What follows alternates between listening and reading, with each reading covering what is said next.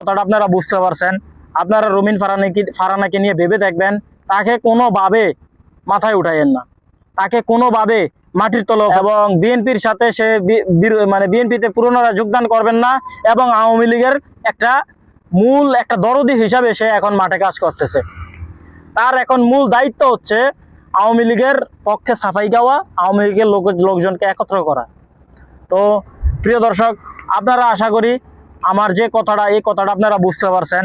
আপনারা রুমিন ফারহানাকে নিয়ে ভেবে দেখবেন, তাকে কোনোভাবে মাথায় উঠাইয়েন না, তাকে কোনোভাবে মাটির তলেও ফেলানোর দরকার নাই। সে যেভাবে আছে সেটাই প্রচার করেন। সে শেখ মুজিবের বাড়ি যখন ধ্বংস করা হয়েছে, সেটা শেখ মুজিবের বিরুদ্ধে মানুষ আক্রোশ নিয়ে ধ্বংস করা নাই, সেটা আক্রোশ নিয়ে ধ্বংস করেছে কি যেন বলে, জনগণ শেখ হাসিনার বিরুদ্ধে আক্রোশ নিয়ে শেখ হাসিনাকে পায় নাই দেখে, আওয়ামী লীগের বিচার পায় নাই দেখে মানুষের মনের যে একটা আক্রোশ ছিল 17 বছরের, সেটার প্রতিফলন ঘটিয়েছে 32 নাম্বার ভেঙে।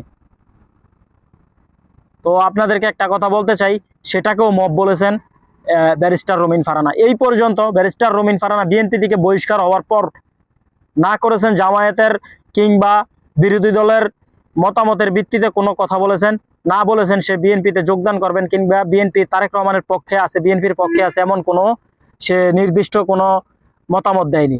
সে বারবার আমরা লক্ষ্য করেছি, সে প্রত্যেকটা বক্তব্যে, প্রত্যেকটা ইঙ্গিতে সে আওয়ামী লীগের পুনর্বাসনের যে একটা অঙ্গীকার, সেই অঙ্গীকারে সে ব্যস্ত। কিন্তু আমরা সাফ জানিয়ে দিতে চাই, আওয়ামী লীগ পুনরায় বাংলাদেশে প্রতিষ্ঠিত হবে না, ইনশাআল্লাহ হবে না। দিনে দুপুরে খুন করেছে, দিনে দুপুরে মানুষ গুম করেছে, দিনে দুপুরে সে হত্যালীলা চালাইছে, এগুলো সব আপনারা জানেন।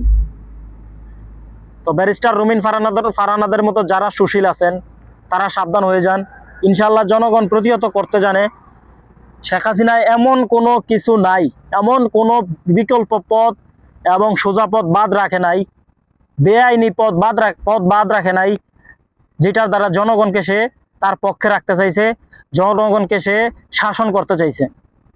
জনগণের বিরুদ্ধে যাইয়েন না, জনগণের দৌড়ানিও খাইয়েন না, এটাই আপনাদের প্রতি অনুরোধ। ওকে, সালামু আলাইকুম। দেখা হবে অন্য কোনো বিষয়ে, অন্য কোনো তথ্য নিয়ে। তো ততদিন জুলাইয়ের সাথে থাকুন, বাংলাদেশের সপক্ষে থাকুন এবং বাংলাদেশের সুশাসন প্রতিষ্ঠায় মতামত ব্যক্ত করুন।